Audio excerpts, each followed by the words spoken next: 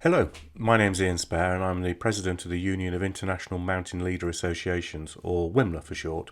During January and February 2021, UIMLA's been hosting a series of webinars. The purpose has been to introduce some partnerships that we have and share some of the skills and knowledge with members. The webinars have included avalanche safety and medical training related to cold weather, for example.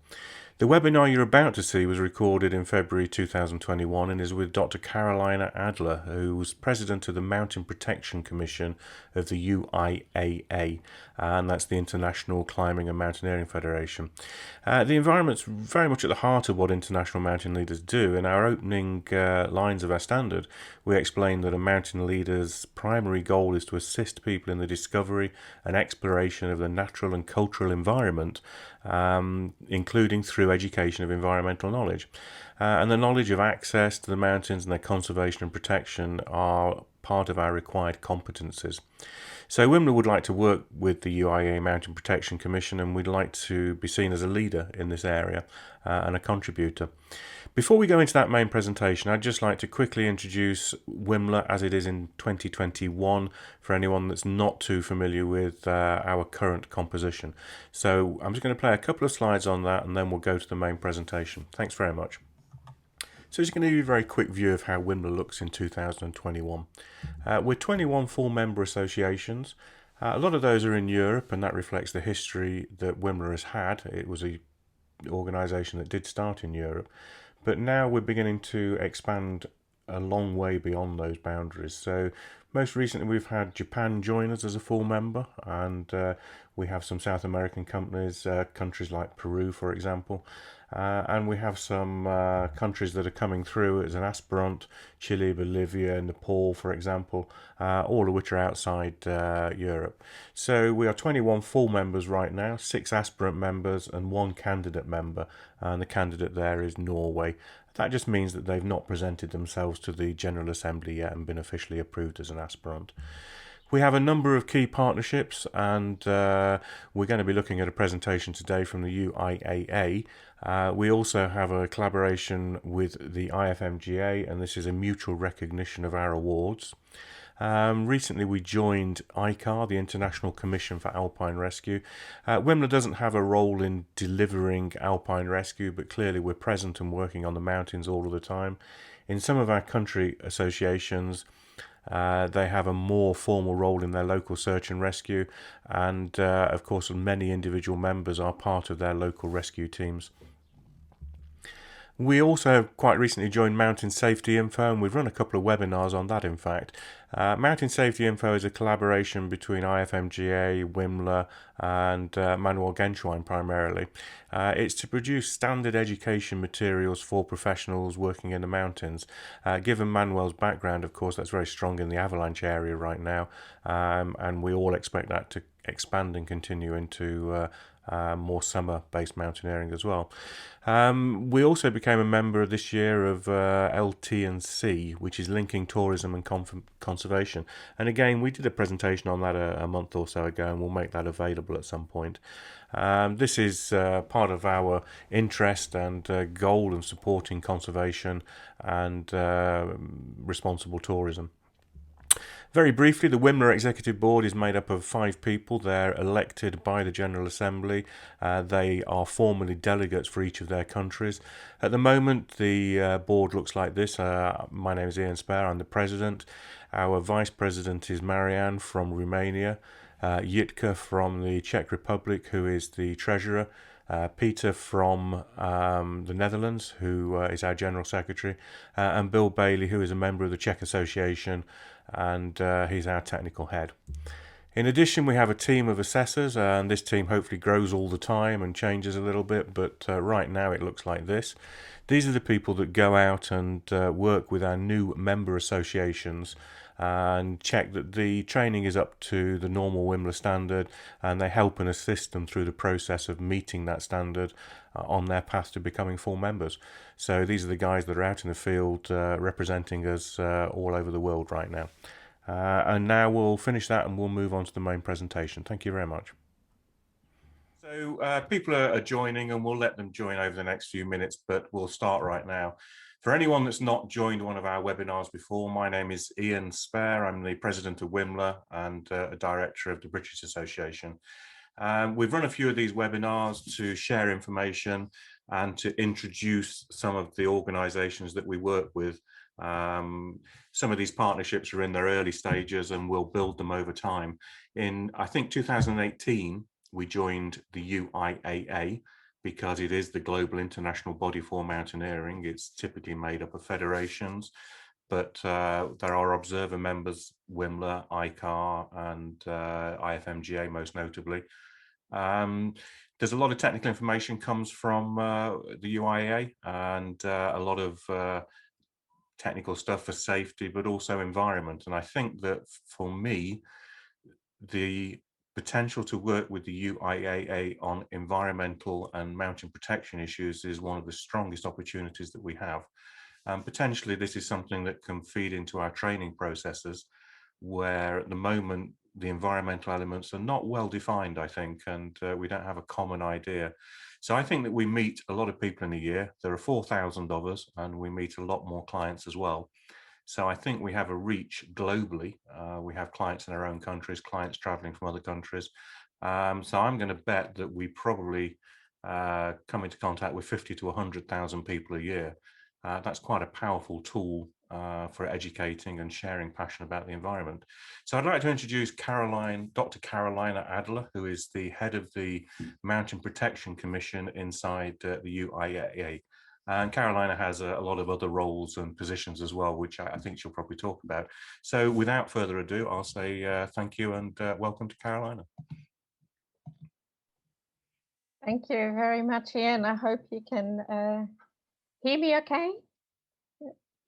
And I've also got some slides. I hope I'm able to share them for you. It might be easier to follow, but just by way of introduction, Ian already mentioned, my name is Carolina Adler. Originally born in Chile, raised in Australia, now living here in Switzerland. So there's a bit of a mix of accents and looks and all the rest of it, but that's just the way a global citizen actually is these days, right? And by way of background, I'm a geographer and environmental scientist, and I also work in, I'm just sharing my screen. I hope you can see that. Please give me a nod if you can see them. Okay, so those are my, because I've got two screens and I don't know which one I'm sharing, so I hope I'm sharing the right one. So I carry two hats. The main hat I carry during 9 to 5 in normal work days is the Mountain Research Initiative, the executive director of that. This is a global network of research dedicated to mountains, and it's coordinated and supported by the Swiss Academy of Sciences. And we are present in just about every mountain region of the world, galvanizing and connecting mountain researchers, but increasingly more so also practitioners who are dedicated to mountain research. And the second hat I carry during the spare time that I sometimes have is with the International Climbing and Mountaineering Federation. So this is the UIAA. And within that body, I head as president of the Mountain Protection Commission. The UIAA itself has a number of commissions, and one of those happens to be dedicated to mountains. So you could say that there's a common theme going across all of my activities and work, which is around mountains and in particular mountain protection. So I'll just try and see if I can do this. Okay, so just to give you a brief outline of what I would like to talk to you about, perhaps for many of you the mountain protection is new, so I'll give an overview as to what we do, our objectives, and how we fit under the umbrella of the UIAA. I also would like to take a moment to raise with you a few of the things that we do in the context of mountain research, in particular climate change. There's now a very visible and palpable notion of our changing mountains, and this has, of course, links not just with what we do as mountain recreationists and also people who conduct their livelihoods in mountains, but also for connection to the mountain research community. And I think there's quite a lot of potential that we need to be exploring. And I would love to hear also your thoughts and reactions on this. This is certainly something that we are discussing within the UIAA. And as Ian mentioned, I think there are plenty of opportunities still to be explored. And of course, there's an opportunity towards the end, I hope, for some interactive Q&A. I would love to hear your thoughts and invite you for your questions. So let me just. So just a little bit about the UIAA Mountain Protection Commission, who we are. So we are representatives of our member federations. So in fact, I carry the role within the UIAA in my role as delegate for the New Zealand Alpine Club. So this is where I actually started my journey within the UIAA. So Australia doesn't have an Alpine Club. So we have what's called a branch within the New Zealand Alpine Club, which is where many Australians go to undertake their mountaineering activities. And there's a saying that we have the North Island of New Zealand branch, the South Island of New Zealand as another branch, and the West Island, which happens to be Australia. So in the years when I was president, or I guess leading some of the activities within the Australian branch, I came to know more about the UIAA and its work also in advocacy for mountain protection, which got me interested in being able to perhaps work more actively within that role. So when I moved to Switzerland, I had the opportunity to continue my connection with New Zealand and the New Zealand Alpine Club as their rep in the UIAA, which eventually led to me being elected president in 2016 of the commission. And as you can see from the list here, the members, the full members, cover many countries. Most of the colleagues are also professional environmental scientists themselves. So it's great to be able to galvanize and bring together all of that expertise.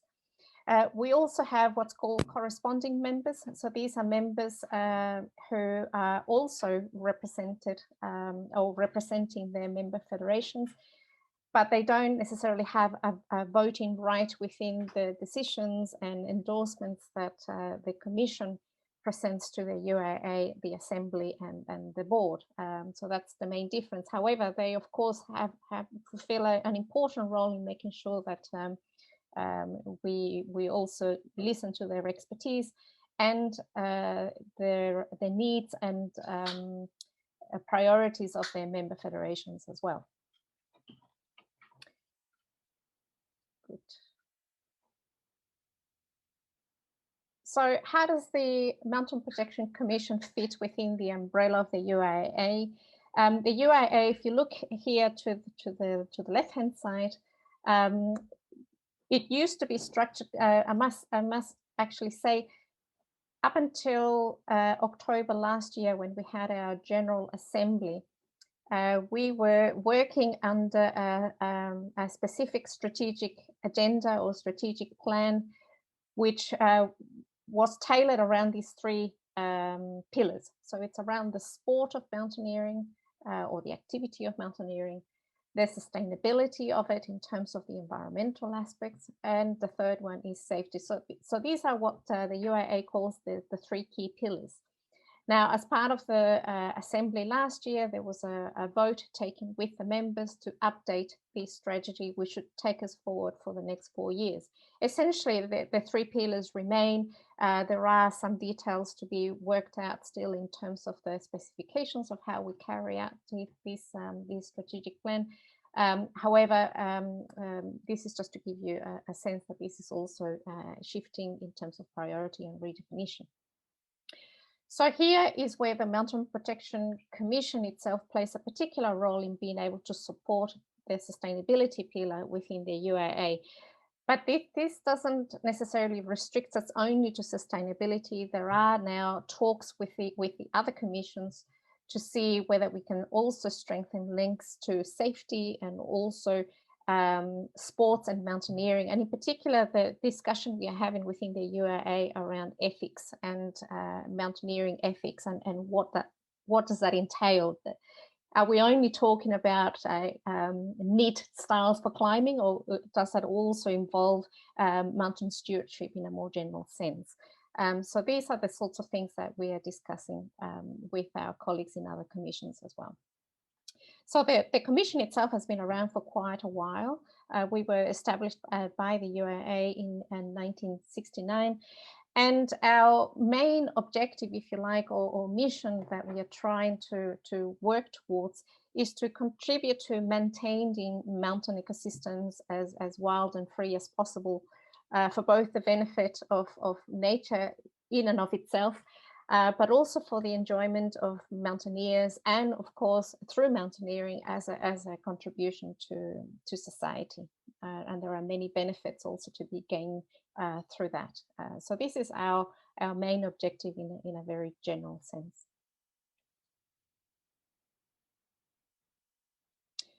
Now, within those, the Mountain Protection Commission itself, it has also key objectives of its own. And this is just a summary of some of the three key things that we are turning our attention to.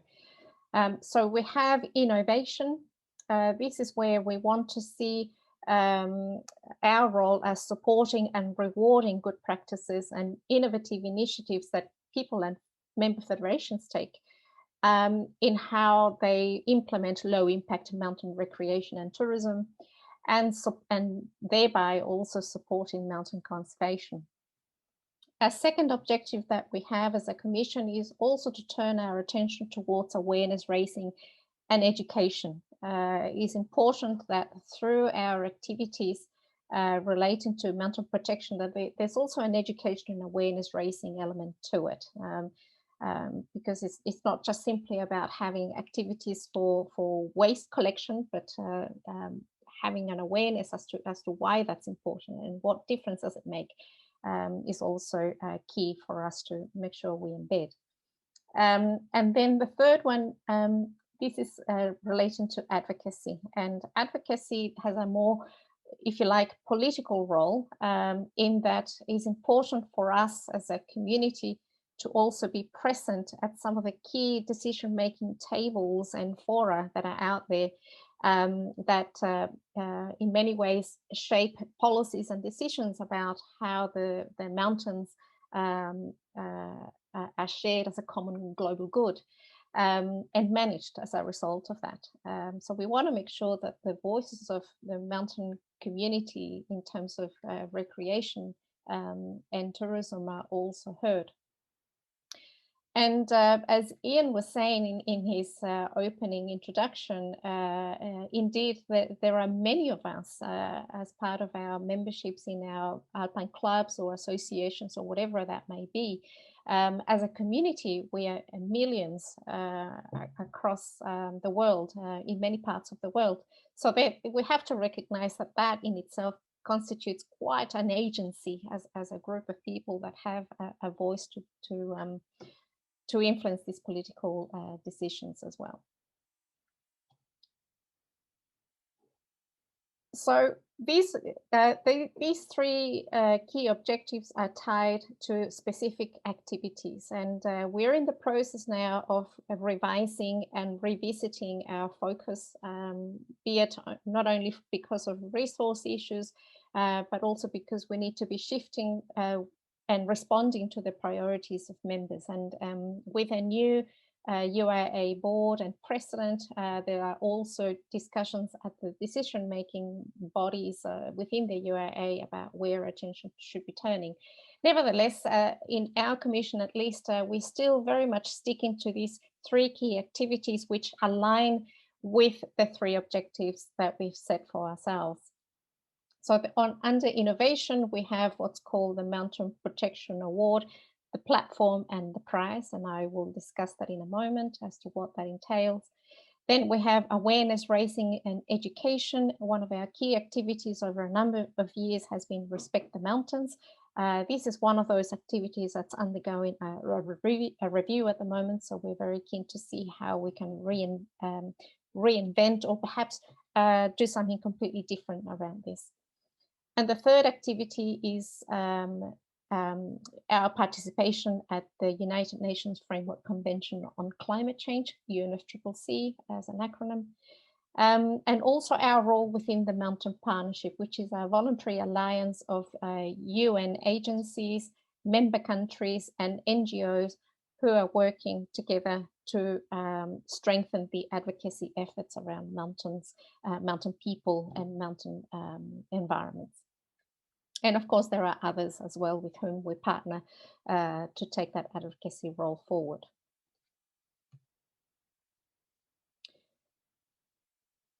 So mountain protection, what does that entail? So this started in 2013. It's been already in the works for quite some time prior to that, but it wasn't until we were able to secure some funding to package that as a prize to recognize and give incentives for projects that are undertaking efforts for mountain protection, that we've now been able to put this forward as a continued activity of the Commission and of the UIAA. So the award targets federations mostly, but also the way in which they also partner with other non-profit organizations, tourism agencies, or other mountain protection groups.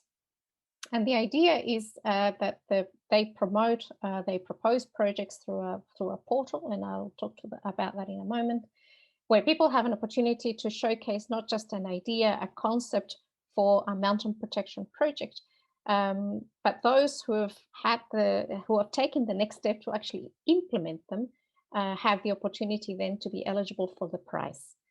And these proposals, when they are submitted to the portal, these are assessed by what's called an assessment team, the award team. And these are comprised of members from the Mountain Protection Commission and also external members, experts that are working with the UIAA on this. And the approved projects received quite a bit of publicity through UIAA media channels, and also have access to a crowdsourcing platform whereby they can also look to enhance through solicitation of donors. For example, they can solicit more funding. And the prize this year that we've flagged is $10,000 US. Oops, just come back to it.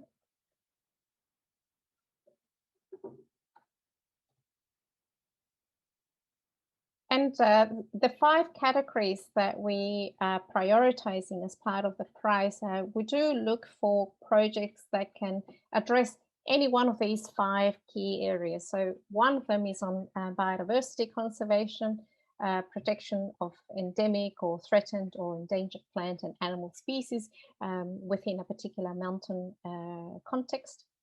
The second one is around waste management and disposal. And I have to say, over the number of years, this is probably one of the most popular categories for proposals to be submitted. This highlights to us, at least, that there's certainly a trend towards a need for more waste management practices. But this is where our attention is now turning more to education, because we don't see necessarily innovative the notion of having to constantly pick up waste from the mountain. We should actually go to the root cause as to why we have a waste problem in the first place. So this is something that we are discussing internally within the Commission.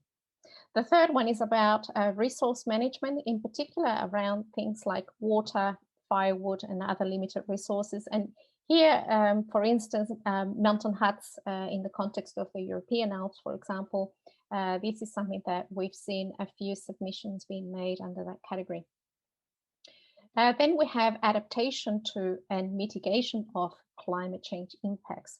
For instance, efforts that entities are making towards offsetting their carbon footprint, but also ways in which they are looking to adapt to some of the changed conditions, in particular the increased hazards that we see in the mountains with regards to the thawing of permafrost and others. And I will come back to this point a little bit later on.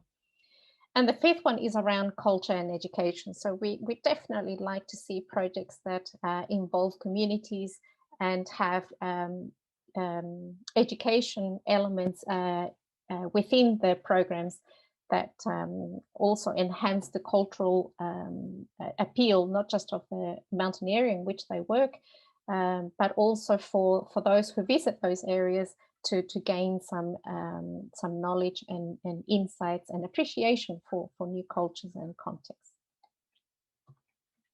So this year, last year and this year has been a little bit tricky for us when it comes to the Mountain Protection Award. Last year in particular, because of COVID-19, we did receive some comments from some federations who felt that it was important for us to focus our attention to deal with COVID.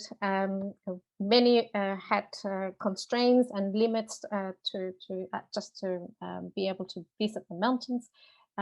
So respectful of those wishes, we did not pursue the prize last year. So we are actually turning our attention to do that this year.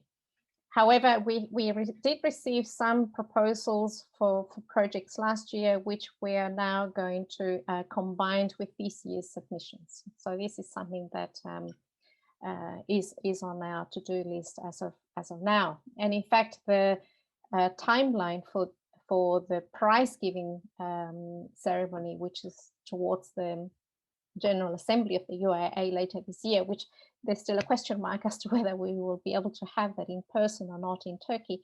Nevertheless, we will go ahead with the submission, and you can find information about that on our website, and also our sponsor Bali, who had made the provisions for the funding to be made available for this year as well, which is great. So this is why you see 2020, 2021 being combined.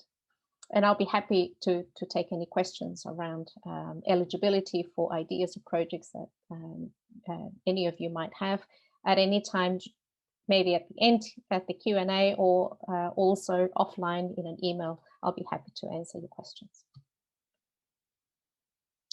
Now, when it comes to Respect the Mountains, this was also an activity that the UIAA had inherited, if you like, and also put into action. So here the attention turns more towards awareness and education, but through the interactive activities.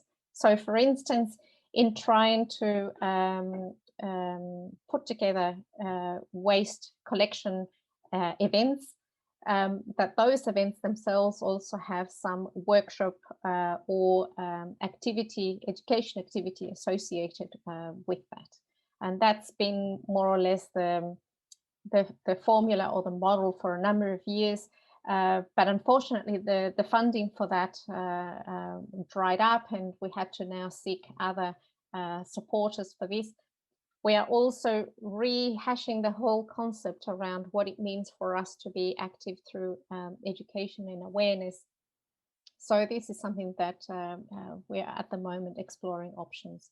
But essentially, we felt that it was important for the UIAA to have at least some advocacy and awareness raising activity associated with waste management in particular.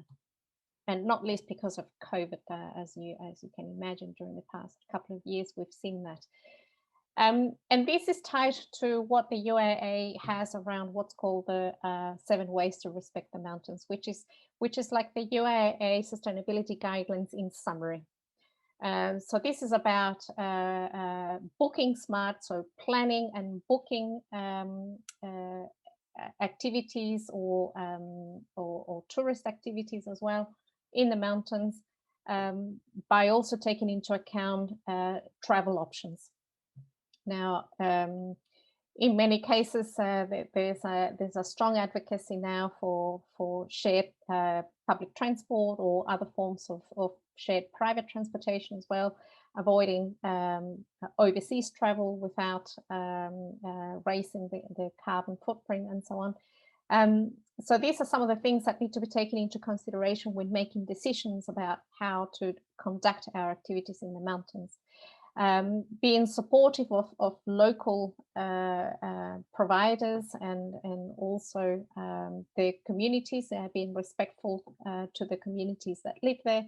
Live not trace is one element.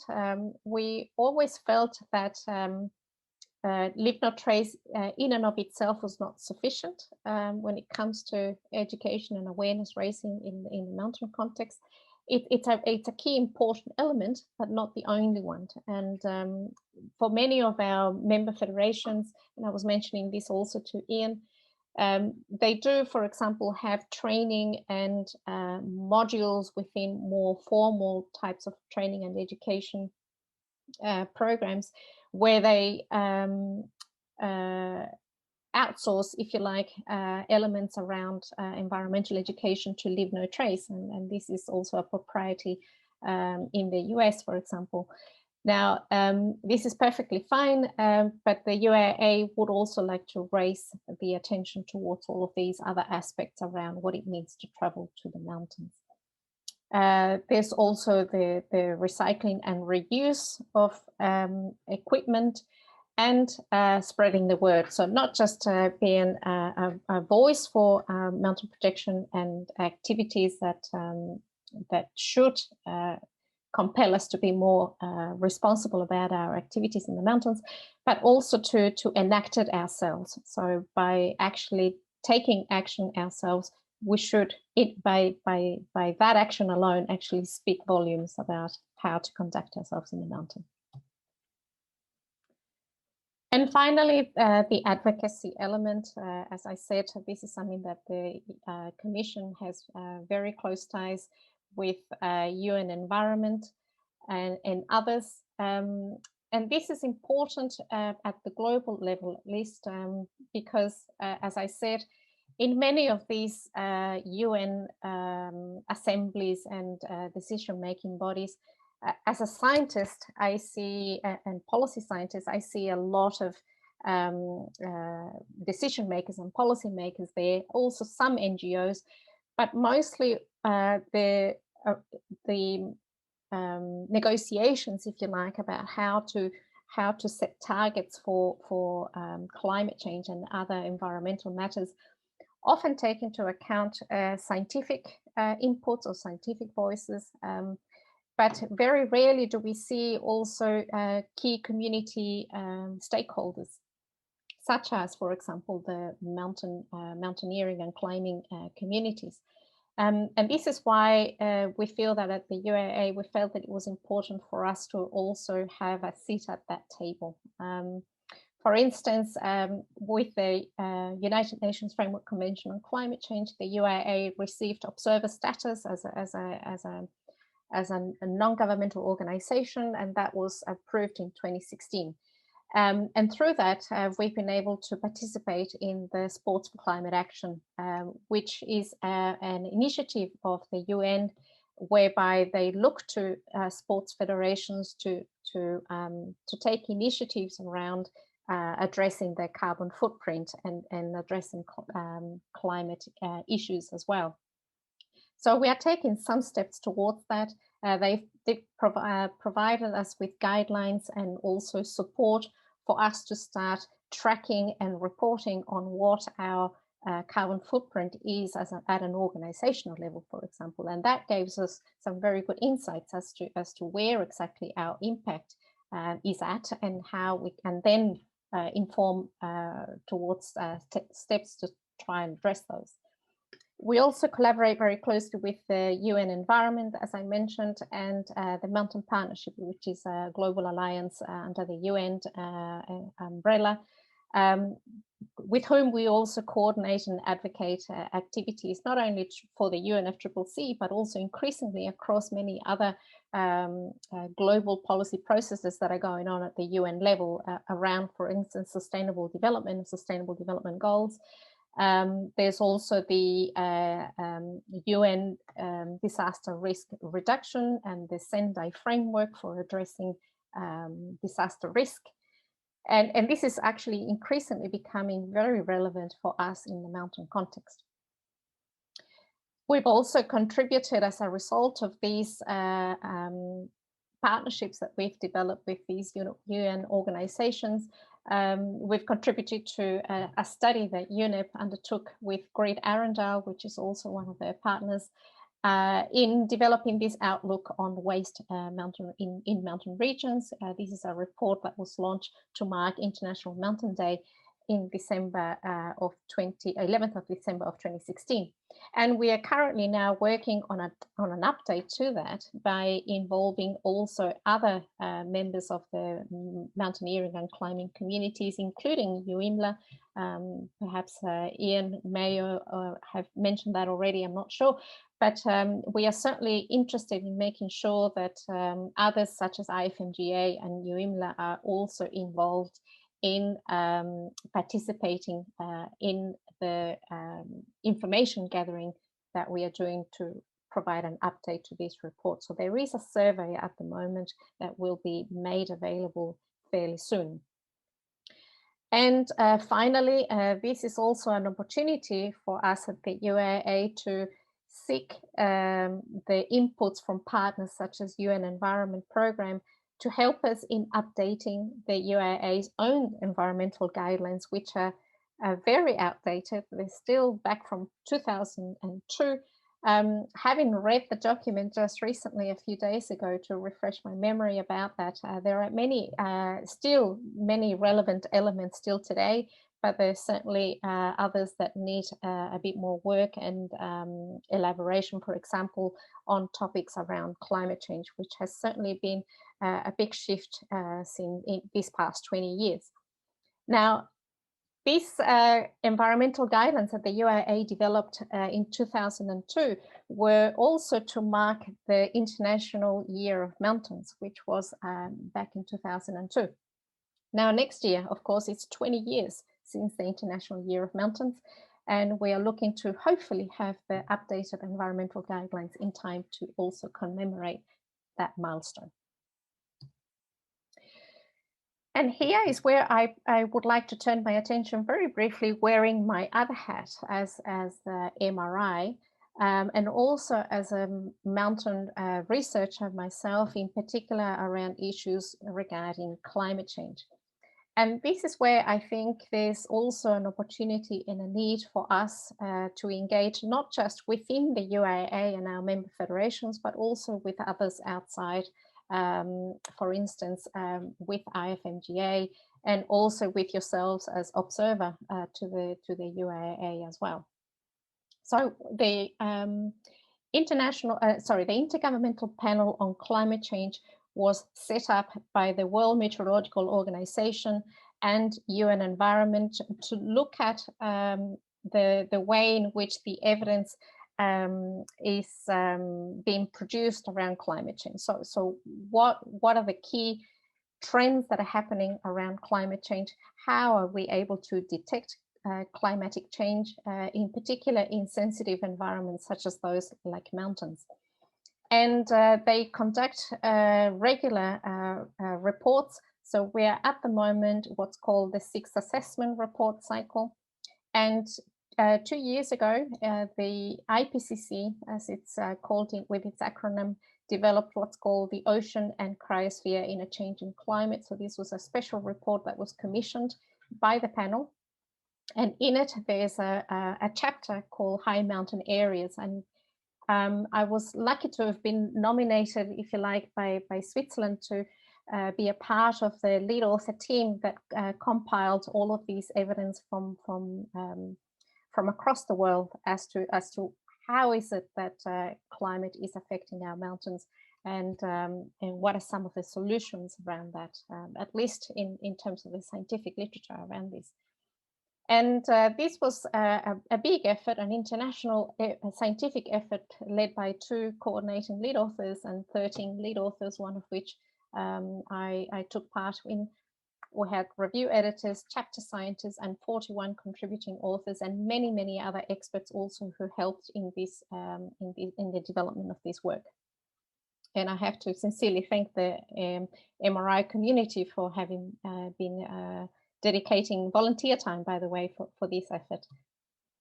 One of the key things that we concluded in this report, so we did a massive survey to not only understand where the glaciers of the world are, but also snow and the water resources that are associated with that. And some of the projections that we saw in terms of how these are changing or likely to change into the future obviously left us with a lot of concern. I don't have the opportunity here to show you the details, but essentially what I'm trying to show you here is that every single graph for every single mountain region of the world has this downward decline trend. As you can see, the lines going downwards like that, indicating that the loss of mountain cryosphere, and by cryosphere I mean glaciers, permafrost and snow, is definitely on a decline everywhere. And the top left here is the global average. So this is just about everywhere the case. In some areas, for example, the low latitudes, so the tropical mountains, this is certainly a trend that is far more pronounced than in others. So one of the key conclusions, for example, is that small glaciers, such as those in Europe, East Africa, and the tropical Andes and Indonesia are projected to lose more than 80% of the current ice mass by 2100 if we continue with the current pace of carbon dioxide emission. So as you can see, this is certainly something that's raising a lot of concern for us, not just as scientists, but also as mountaineers and people who engage and value mountains and their communities.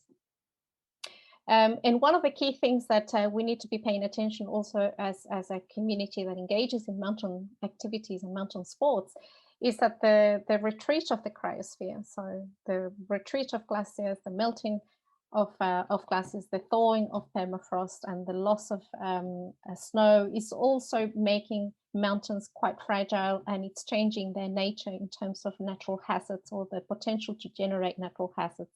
And this was a strong conclusion in the report about the effects of that to recreational activity, tourism, and cultural assets, which of course raises a lot of red flags for the UIAA and members and other entities such as the UIAA for us to start raising our voice around that. Apologies. And what are some of the opportunities that we have ahead of us to be able to address some of these changes? And one of the key things, a key takeaway from this report is that we need to be limiting warming. We cannot necessarily reverse the trend that we are currently in. However, we have a better chance at addressing the risks associated with these increasing mountain hazards if we limit our warming. So at the moment, we are tracking well above what the scientific community is suggesting. We should be limiting our warming to 1.5, if not less than that. Where at the moment we are tracking well towards 4 degrees. So you can imagine there's quite a bit of work to do in terms of what sort of solutions we ought to be advocating also with policymakers. And one of the things that I've been noticing a fair bit in the Alps in particular, where I've been undertaking a lot of my outdoor activities, things such as this. When we talk about adaptation, this is also something that we need to be paying a lot more attention to, I believe. Oops, apologies. As you can see here, the mountains are becoming more hazardous. There are changes occurring which are compelling us to I guess, innovate and look for ways to also enhance our own safety in the mountain. For instance, these staircases are no longer doing the job. You have to actually bolt something longer, much more with material that is much more persistent and all the rest of it. But is this in itself sustainable? Can we keep this up? Many are arguing that the way in which mountaineers seem to be, in a way, not acknowledging the reality of the issue that we have at the moment, and I think that it's partially true that we need to be, I guess, reflecting a lot more deeper as to what does it mean for us to adapt to a changing mountain condition, and is that change in itself and how we respond to that change, is it in itself sustainable? And is this what we want in terms of perpetual sort of catching up to the changing conditions in the mountains? And of course, more recently, we've seen the trend towards the mourning, if you like, the ecological grief, as it's called by social scientists, around the loss of glaciers and the changing landscape that we are now faced with. And what does that actually do, not just psychologically and emotionally for those that live in those contexts, but for those of us who have identified our activity to a mountain landscape that is no longer the case. We also need to be reflecting, what does it mean to be undertaking mountaineering in a world where first ascent is no longer the target, but rather the last ascent. That sort of narrative sends a lot of red flags for us to be thinking about what sort of solutions we also want to propose for communities and policymakers too. So with that, I'm just about wrapping up, so we have an opportunity to have a bit of a chat. And this is just a collection of some of the pictures that summarize, if you like, many of the activities that the UIAA has undertaken over the years. And I very much look forward to hearing your thoughts, and I'll leave it at that. So thank you very much. Thanks, Ian. Back to you. Okay, well, thank you very, very much. That's quite upsetting in some ways, I guess I have to say. We've got a few questions that have come in. I've just Gareth Diggs, are you there? Because you asked us a couple, so you should be able to speak now. If that's, are you hearing us, Gareth? Yes, I am. Thank you very much, Carolina. That was a very interesting talk. Yeah, I have a couple of questions. And one, I guess, is what positive actions can mountain leaders and guides and individuals take in terms of mitigating our impacts on climate change, and also that kind of the conflict between the role of a mountain leader and guide, essentially as a promoter of tourism and sucking in clients from across the world and flying great distances, with the reality that we're damaging the very landscape that we depend on for our work. Yes, indeed. Thank you very much for that question, and also reflection on the difficult choice that we have. Absolutely. My position on this is that we certainly need to be, first of all, cognizant and aware of what our activities do to this environment, but also, as you rightly pointed out, our role in making sure this is also communicated and transmitted to those with whom we interact, and in your case, with your clients. Yes, this is a difficult question, because there is no right answer, to put it that way. However, I do think that a very practical first step is not only to be aware of this situation and to inform not only ourselves, but also share some of the key steps that people can take. For instance, one of the things that I did with one particular group that I interacted with in Latin America, yes, we faced the prospect of having to fly all of us to the Andean mountains of Peru to undertake our activities, and we questioned what more could we do to make our time here worthwhile and also to contribute to the community. So one of the things that we did, and I'll just go back one slide. If this activity right here on the top left, this is something that we did with a local NGO. I stopped the share, actually. You'll need to share it again, I'm sorry. Oh, I'm sorry.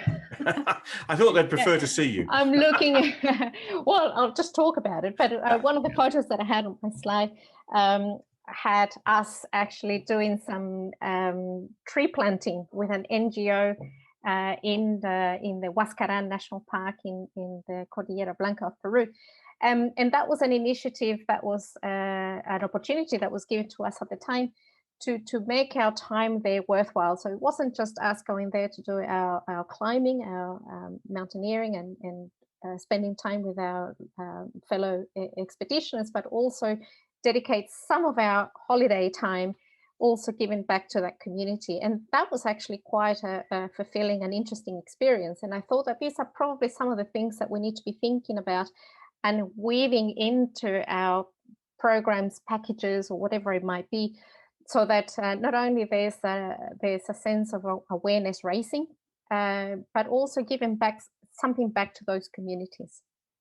I have to say, with carbon offsettings, this will depend on who's providing the offsets and what is it that you're paying for, essentially, what sort of projects you are offsetting with. And there are many programs out there, and this is something that the United Nations Framework Convention on Climate Change is actually undertaking a review of what are some of the key carbon offsetting opportunities that are out there that actually do what they claim to be doing. And this is something that we are gaining some insights from the Sports for Climate Action initiative of the UNFCCC. So by us being participant in that program allows us to learn about what's actually good to be able to take into account to implement on the ground. But I think we still have a long way to go.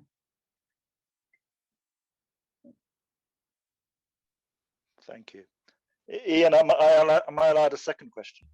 I'm sorry, I was just trying to say that please go ahead, Gareth. I mean, I think that was quite an interesting answer. I think that there is this issue, this question really about carbon offsetting schemes, and if it's something we should promote, whether we should have a preferred one inside UIMLA or allow the market to decide in some way. And I'm aware of the critiques in the press saying that some are better than others. So I should certainly watch that initiative, I think, with some interest.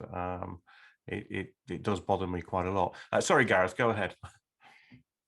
Yeah, my second one was possibly slightly on the more technical side, but it's really around, does the UIAA have a view, or maybe yourself have a personal view, in terms of the balancing the impacts of the ski industry in terms of trying to sustain itself as climate very obviously changes in the Alps, in terms of building water retention basins and so on for snowmaking, which obviously has an impact downstream in the wider catchment on other users of that catchment. I mean, does the UIAA have a view on that, or do you have a personal view on the, is that a sustainable approach, or is it just sticking plasters? Yeah, again, very interesting, and yeah, it's a complex question. But speaking from the UIAA, there is no real strong position, as far as I'm aware, about that particular technical aspect of ski resorts, just simply because ski resorts themselves are not within the scope of or the focus of the UIAA in terms of mountain activities. We are turning more our attention more to hikers, mountaineers, and climbers. So skiing kind of falls out of that discussion. However, many climbers and many mountaineers, and especially in the context of the European Alps, do utilize some of the infrastructure that ski resorts have to access the mountains in some cases. So I think there is certainly scope and opportunity there to be reflecting on what that would mean for the UIAA in terms of taking a position towards that. from a personal perspective, indeed, there are certain impacts, but these are differentiated. Every region and every context is different. So how they access water, how that water, what sort of energy resource is used to power up the snowmaking facilities, these are all, of course, very different. What is important that is now taking place that I'm only just starting to become more aware of are studies, for example, that take samples of water further downstream to see what sort of effects the changing in the snow regime is having, for example, in freshwater ecosystems. And some of the unexpected findings that those tests are having is that we are actually detecting microplastics more than the initial idea to look at the effects of changing snow regimes. We are also now detecting things like microplastics, which is turning the attention yet again to some of those impacts that we are invisible to the eye, but nevertheless are there. So I think there's still quite a lot of scope for not just the mountaineering and climbing communities to engage in the subject and to be aware of that, but also the research community and the scientists who need to be also talking to those that are in those areas to understand what are the impacts and what are some of the solutions that are being proposed on our behalf, if you like, by policymakers, without really having a sense of what that consequences they have for people who live off the mountain and of those activities. But you're tackling some very good questions, and this is certainly something that we won't have a single right answer for, but we do have plenty of scope for reflecting on it. Absolutely. Yeah, I mean, just to add to that, here in Switzerland, one of the big advocates for controlling and monitoring development of ski stations has been Pro Natura, and they've been a very strong advocate for the environment here. The issues they've raised with artificial snowmaking are the relative drought that it's created mid-mountain, where we're taking water from the top of the mountain and pumping it out of cannons lower down. Some of the measures that are taken by the ski stations, I think, are probably just little more than sticking plasters. That they've been relatively good at not continuing artificial snowmaking late into the season.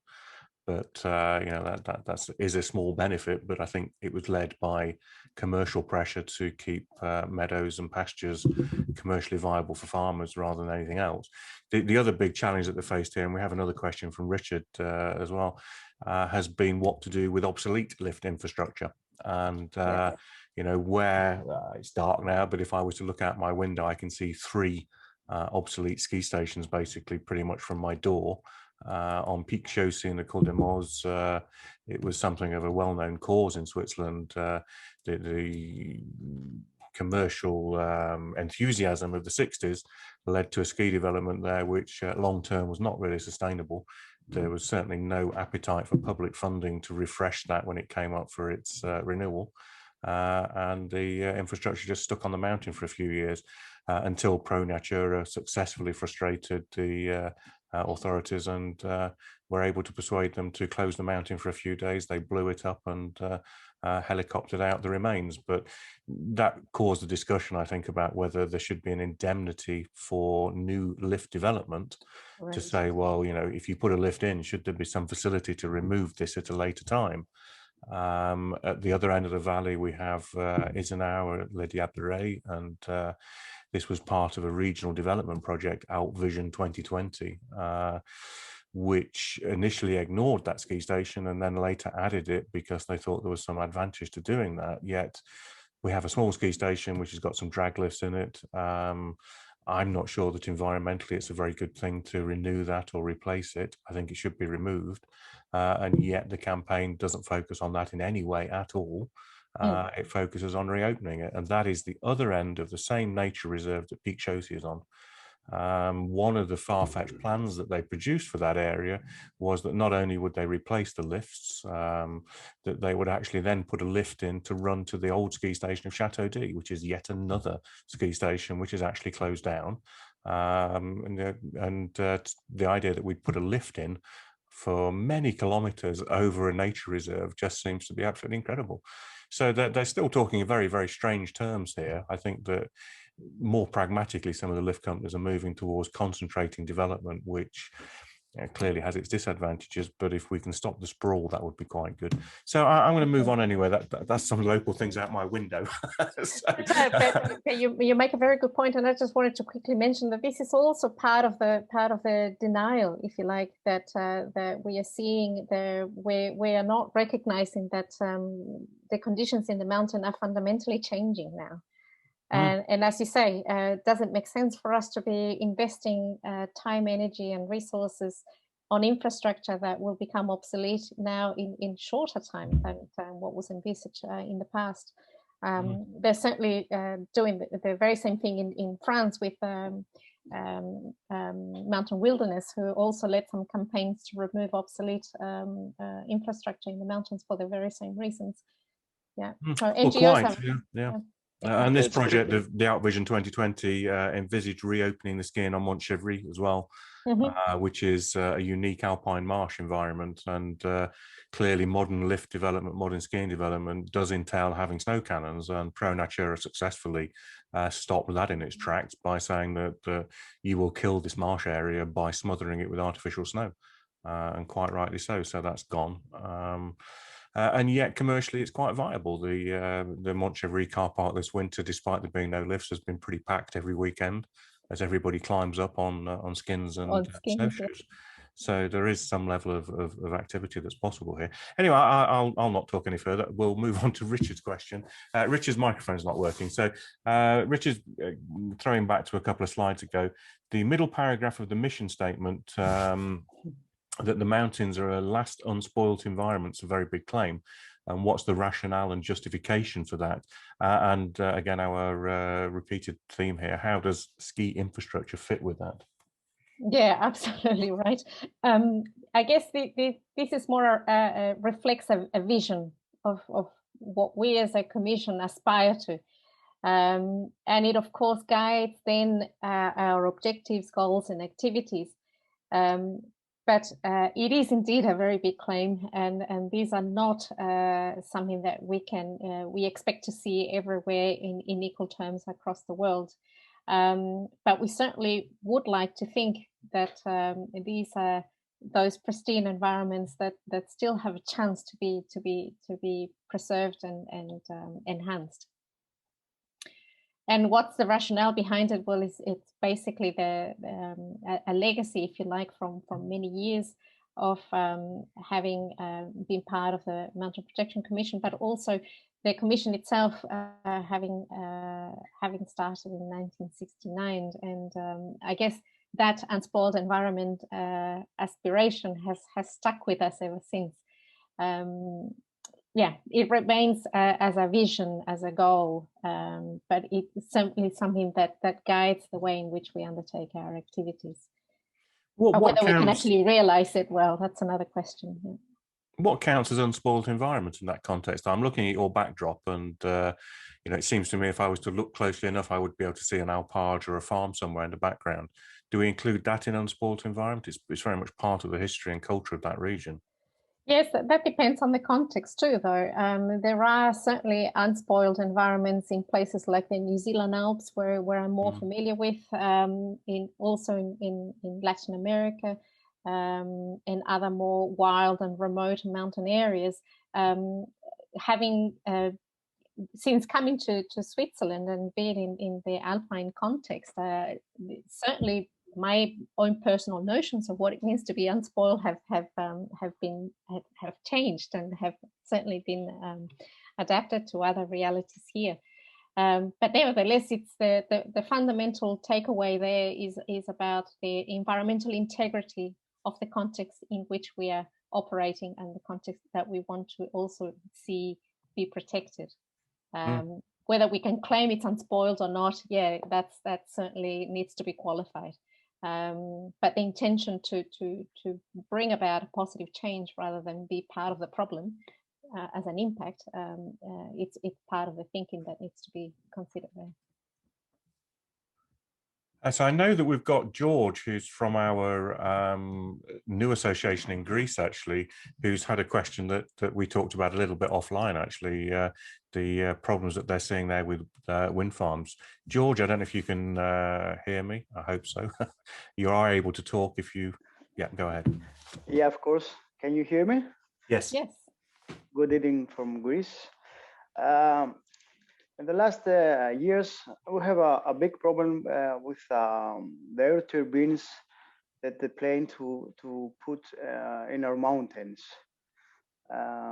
We estimate that about 25,000 air turbines will put in the mountains here in Greece and inside the Alpine zone.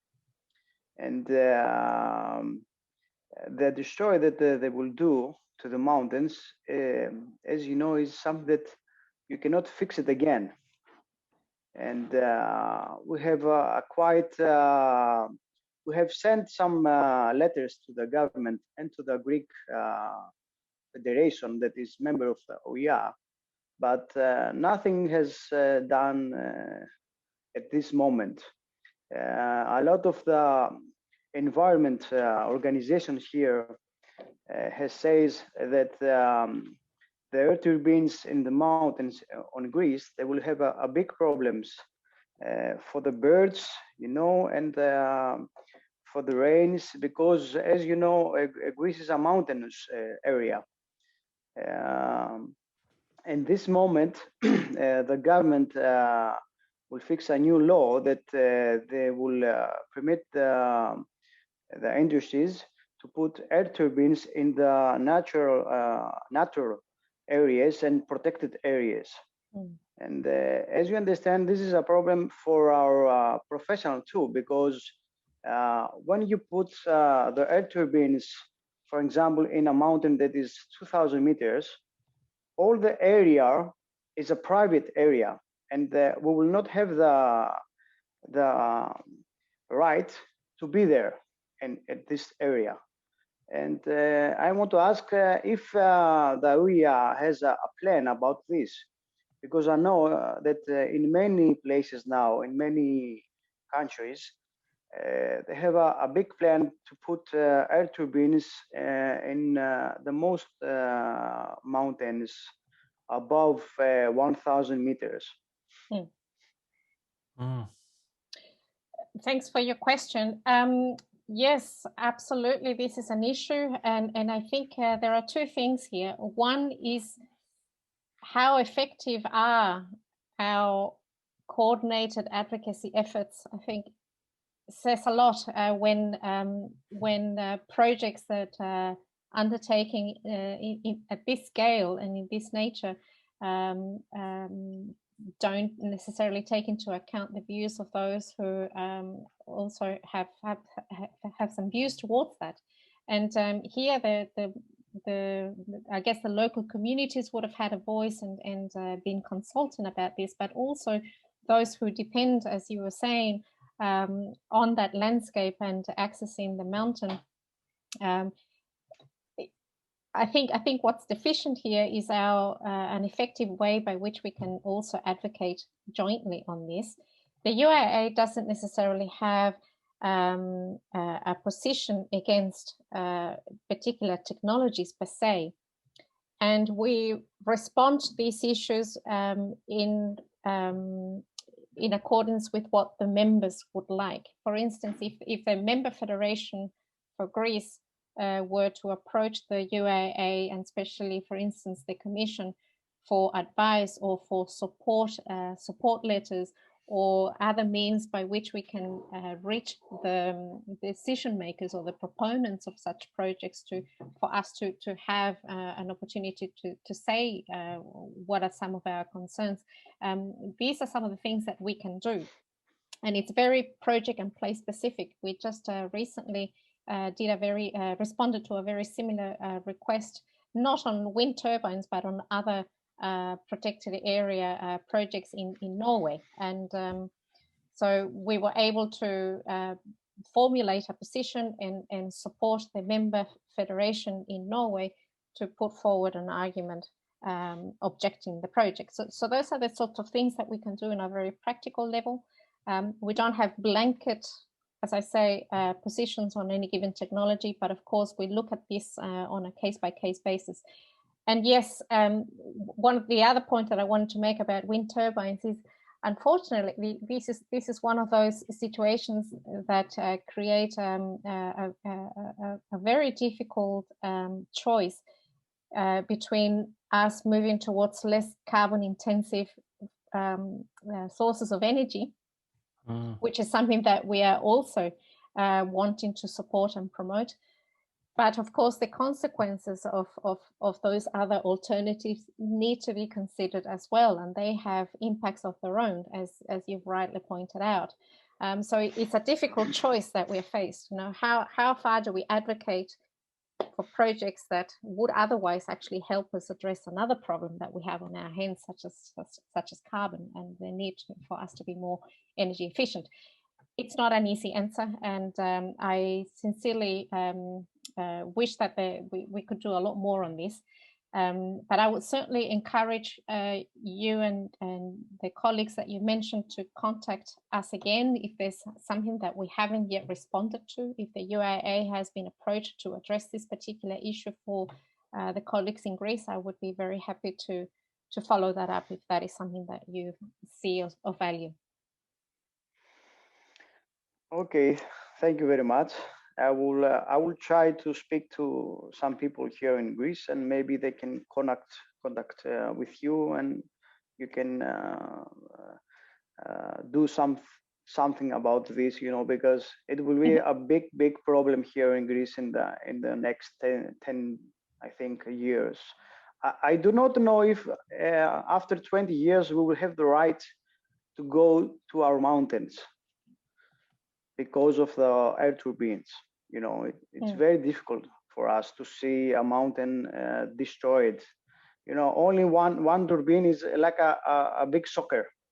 You know, and you understand that they will destroy all our peaks, all our mountains to have energy, and energy that you know that you cannot have energy all year from the wind.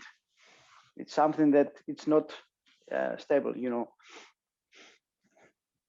Precisely. But thank you very much. Thank you, and please do contact us if I can be of help to follow this up precisely. Okay, thank you very much. Thank you very much, George. I think this is probably something that's repeated for many of us in many countries, that there's obviously been a growth in wind farms, and it's something of a moral dilemma, I think, perhaps, as to where we think energy will come from in the future, how we power this new generation of electric cars, for example, while we satisfy ourselves that we're driving around in a greener fashion, exactly where that energy is going to come from. So I profess I don't understand a lot of this at all, and I can't balance a lot of those things in my mind. So we have a few more questions here. Is Harry Macaulay on the call? Perhaps I can let you speak, Harry.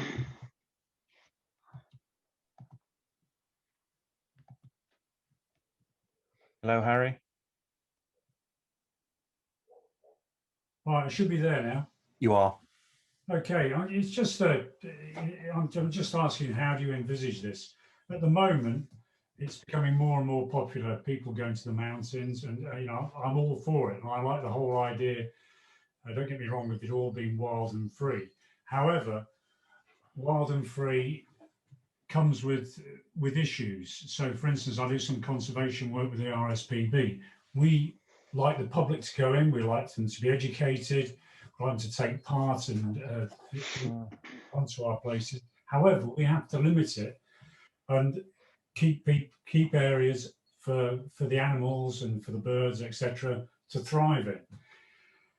There's so many people getting up into the mountains now and using that before it becomes an issue, we need to think about how we're going to handle that for the future. And I'm not talking about, you know, the next 5 years, but if it carries on growing as it is doing, it's going to be a major problem. Are yourselves looking into this problem, and how do you envisage it going? Bearing in mind that in places such as New Zealand, some of the main trails now are limited, so you can only have so many numbers on there. So you've got personal experience of how that goes and the reasons behind it. Thanks for that question. And yes, you're absolutely right. I think that it's high time that we start to look at the implications of increasing numbers of people visiting the mountains. The UIA, for us, is very difficult to set like a blanket target, if you like, or guide the decisions of the member federations in the member country context, because every country is different. And also, how does one govern the decision is also important to consider. In some cases, there are laws and regulations that are stricter than others, for instance. So policing this is also an issue. But one of the things that the UIAA is doing is also put together this COVID task force, which you've probably seen or been made aware of. And one of the things that prompted us to start thinking about this quicker than we would have otherwise is precisely the COVID experience we had in the past year. The encouragement that we are seeing for people to get out to the local mountain is a good one. But of course, that comes with a consequence. And we're seeing increasing numbers of people congregating, if you like, in spaces that would otherwise not have seen this many people up there. And yes, again, this is not an easy response or question to respond to, but this is certainly being looked at because the COVID crisis has certainly given us an opportunity to think about this a lot quicker than we would have otherwise. Now, you do raise a very good point about access. By limiting numbers and by maintaining the environmental integrity, if you like, of certain environments, does that mean we need to start limiting numbers or restricting access to in some ways? This may well have worked in some contexts, but not so well in others. I don't suspect that this will be a one-size-fits-all type solution. We definitely need to have a number of different options available to us to control, first of all, the impact associated with the number of people that travel and access a certain mountain area. I think the numbers themselves may vary, but the key issue is about addressing the impacts associated with that visitation density or visitation numbers. I think that it's where the attention should be turned instead. But yes, certainly a lot to think about. At the UIAA with the task force, we do have some meetings to make sure that we start looking at this in a more concerted way, because this is also reflected in the new strategic goals that the UIAA set itself to fulfill for the next 4 years. This has not yet been published online because this is still being developed with the members and with the commissions. But this is certainly one of those key areas that we are looking to address. What does it mean for us to advocate for mountain protection if this means also having some restrictions around access to protect the very thing that we're trying to salvage? And what does it do to our sport as well, and the activity we are trying to promote? This is not an easy thing to balance. How is it accepted in New Zealand with the limiting of people on certain the very popular trails that you have down in the South Island? My experience, well, this is going back 10 years. I don't know how the situation is back in New Zealand at the moment, especially now with COVID and the experience that they've had with COVID. I guess, well, in the past, from recalling back to my years there in New Zealand, is that because the system worked relatively well, I suppose it was relatively well accepted, except in places where you would want to promote more tourism. And this is more, for instance, in the access villages or the access towns. But parks, what's called Department of Conservation in New Zealand, certainly had a very good, at the time at least, a very good arrangement and working relation also with the New Zealand Alpine Club at the time for some of those mega trails or the more touristy trails to have these numbers controlled by the booking system. One of the things that as a mountaineering club, one of the things that we often heard about is the complaints from people who could not access the booking system or that could not secure or reserve spots in the times that they were hoping to be in New Zealand, for example. Because you often, some of the most popular tracks, you would have to book at least a year or two in advance in some cases. I suspect that this situation has changed quite a lot. I'm not very well aware at the moment as to how that's been dealt with, at least from a New Zealand Alpine Club relationship with docs. But yeah, it varies. Some areas in the South Island were better managed in terms of expectation management than others. Certainly. Okay. Thanks very much, Harry. In fact, Stuart, also from the UK, raised a very similar point in the context of some of the charity events and challenge walks, which are extremely focused on particular places. So in the UK, that typically means things like the Three Peaks, Ben Nevis, Snowdon, Scafell, but it can mean Everest Base Camp treks and other things. And some operators try and operate pretty well, I think, and disperse their trips around different locations with the obvious impact on travel. But others take a fairly well-trodden path, literally, and continually use the same trails. That's Stuart's point. We've got a couple of questions, I think. Yeah, from Gavin. I think I'll just read that out. I think this is kind of, Gavin, actually, I'm going to answer that this is why we've held this this seminar. What incentives, if any, are there for providers to spread the gospel? Yeah, indeed. By providers, I assume we are referring to us as well, particularly our members as international mountain leaders, you know, and kind of, I guess you know how we work, but there'll be different models. People will do different things. Some people will work for large trekking companies because that's a reality of life. Other people will work with individual clients or small groups and have very personal relationships. So we operate at all kinds of scales, going to different places. Yeah, my personal perspective here, and this is not a UIAA perspective per se, but I would imagine that the incentive is that it's in our interest to ensure that the mountain protection values and awareness raising are shared with those with whom we travel to the mountains with. Simply because if we don't do this as a collective responsibility, we are faced with situations whereby others make decisions for us about restricting access to the mountain, for instance, which is not in our interest.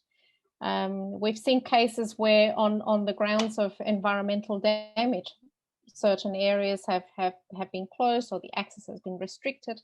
So certainly those call into question also our role in making sure that by spreading the gospel, so to speak, we are in fact protecting and supporting our own interest to make sure that the mountain, that in itself does not become a reason for later on restricting access to the mountains.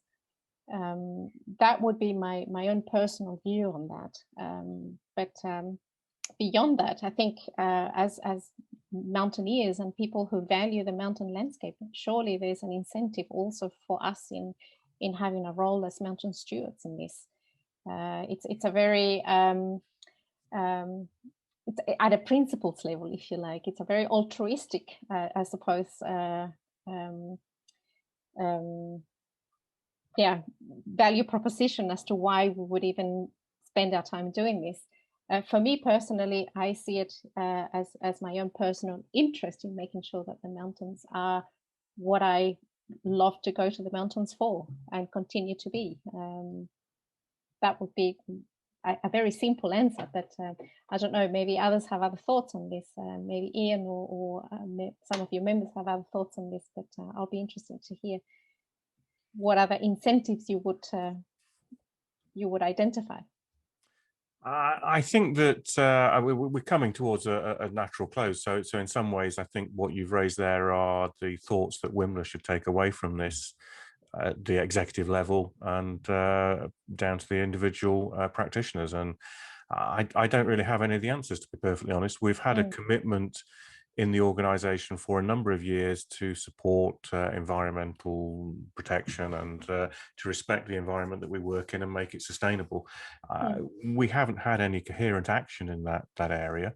The most obvious coherent action that I believe we can and should take is an education that would start with our own members. And I think that we need to think about what it is that we do in the education part of our training and CPD to make sure that our leaders are well placed to answer the questions that their clients ask. But I mean, Gavin's following up in the same way. So I mean, I try to pull out the fact that there are several models for operation. There are the bigger companies who would appear to be more commercially driven, but I'm sure that they don't want to destroy the environment they work in, and the individual operators where we perhaps feel a more personal ownership. And I just don't have that answer. I think that we want to start working on that. Inside this webinar and the webinar we held with LT&C a month or so ago, what struck us, Peter and I, was the number of people that were on the call who were very motivated and very knowledgeable and very passionate in this area. And the first conclusion we've come to is that we should try and involve them in some way to help us understand this, that there is this distributed network, there is this expertise. This is something we should lead on. I spend a lot of time talking to authorities and governments and other organizations, and one of the things that I explain about international mountain leaders are that we have a lot of training and expertise in technical and safety issues for dealing with accidents and when things go wrong. By and large, things don't go wrong because we're kind of quite good at what we do. We have a pretty good record. So in fact, our interaction with clients is really about describing and explaining the landscape that we're in and being an advocate for it. And I think that we should concentrate on that quite a lot. When I did my own training, it was a kind of a surprising thing. You know, 10 years before, there'd been very little in training for mountain leaders about the environment. It gradually sort of grew. I think we've still not grown it enough. And as I went through that training and started to interact with clients, it became really obvious to me that there was this strong interest, and it's a strong interest from every element. You know, the people I work with want to know what goes on in the mountains. The backdrop that Carolina has behind them is something that can be explained in terms of the human activity inside there and how that has an impact. And I think that's something we can do well. Absolutely. And just one other thing that I wanted to add to that is the advocacy angle as well. It's also in our interest not only to do the right thing by the mountain environment and the landscape we are trying to also enjoy and be a part of, but there are also policy making and decision making fora out there that make decisions about what happens to these landscapes as well. Some of the things that I mentioned before about the UN Framework Convention on Climate Change, being present in some of those assemblies, listening to policymakers talk about the sorts of things that they will do to address climate change, for example. Some of them completely miss also the perspective that we bring to the table, our experience and the attachment we have with our work and also the landscape. And those are missing when it comes to formulating proposals for how to deal with problems of society in the mountain context. So yes, it's important to interact and be an advocate and also an ambassador through clients and through the people with whom we interact on the mountain, but also have an eye on the advocacy political level as well. I think it's just as important, so that decisions are not necessarily made for us without taking our interests and needs and concerns into account. I know Peter also has a question here as well, and I just one final thought on that. I think that it does strike me we have to bring people to the mountains to help them appreciate it, and that's a dilemma. So anyway, Exactly. Peter. Yeah, Carolina, I have one question. You were talking about the environmental guidelines dating back from 2002. Yes. What are the major areas where you see the changes will be applied to that document? Certainly the area around climate change. The mountains have changed quite dramatically in 20 years, and we are no longer talking about impacts in how the seasons are changing, but now we are also being exposed to natural hazards that are coming quite prominent in the mountain landscape. Yeah. So we are expanding the guidelines to talk about not only measures to address our own impact on the mountain, but also how the changing mountain is creating conditions that we also need to be aware of. And there's climate change is an interesting example of that, because it's a two-way feedback system, if you like. We are affecting the mountain through our activities on climate change, but climate change is also creating conditions in the mountain that are becoming quite hazardous for what we do in the mountains.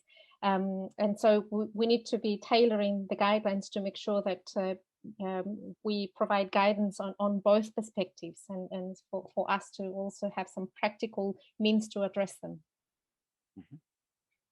Okay, thank you. Okay, well, I think we're coming towards a natural end. We try to run these around about an hour and a half, and we can get on with the rest of the evening. I've got a pizza ordered, so that could arrive pretty soon. So I'd like to thank Carolina hugely for taking part in this, and for showing us what it is the UIAA are doing, what she's doing personally.